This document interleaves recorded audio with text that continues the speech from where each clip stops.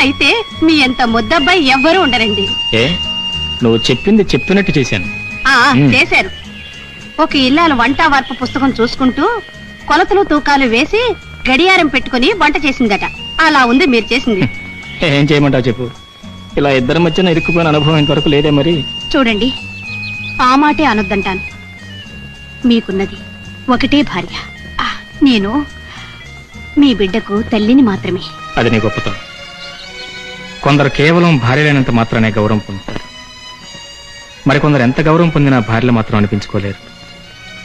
లావణ్య మనిషి ఎంత మంచిదో అంత విచిత్రమైన మనసు. నేను కేవలం తనకు మాత్రమే సొంతం కావాలనుకునే పొజిషన్ హెచ్చరికలది. నువ్వేం బాధపడినంటే నేను మాట చెప్తాను. కొన్ని రోజుల పాటు మనం ఇలా కలుసుకోవడం కానీ టెలిఫోన్లో మాట్లాడుకోవడం కానీ జరగకుండా ఉంటే మంచిది. నోనో, నేనేమీ బాధపడ్డా. మీరు మాత్రం ఆవిడతో చాలా జాగ్రత్తగా ప్రవర్తించాలి.